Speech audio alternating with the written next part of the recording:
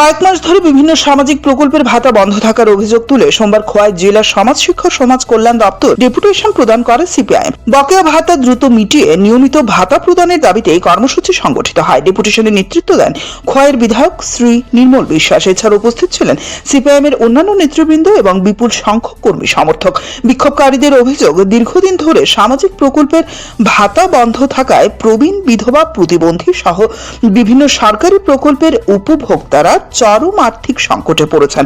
তাদের দাবি, অবিলম্বে বকেয়া ভাতা পরিশোধের পাশাপাশি ভবিষ্যতে যাতে নিয়মিতভাবে ভাতা প্রদান করা হয় সেই ব্যবস্থা নিশ্চিত করতে হবে। ডেপুটেশন শেষে সমাজ শিক্ষা ও সমাজ কল্যাণ দপ্তরের কর্মকর্তারা আন্দোলনকারীদের স্মারকলিপি গ্রহণ করেন। সিপিআইএম নেতৃত্ব জানিয়েছে, দ্রুত সমস্যার সমাধান না হলে আগামী দিনে বৃহত্তর গণ আন্দোলনের কর্মসূচি গ্রহণ করা হবে।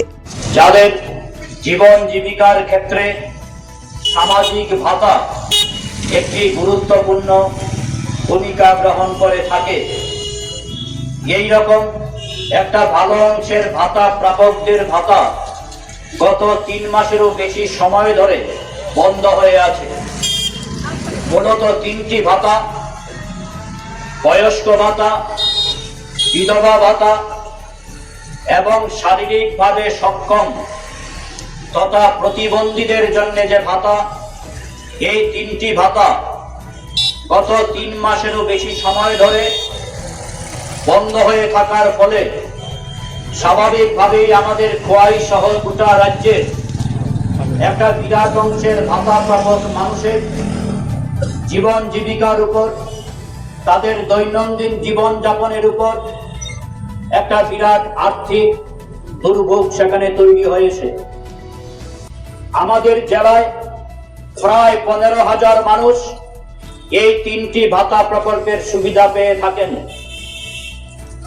এবং আমরা দেখছি এই ভাতা প্রাপকরা দিনের পর দিন, মাসের পর মাস ব্যাংকের দরজায় গিয়ে হাজির হচ্ছেন, সেখানে তাদের ভাতাটা হলো কিনা খোঁজ নিচ্ছেন, কিন্তু বারে বারে একটাই উত্তর পাচ্ছেন যে না, ভাতাটা ঢোকেনি।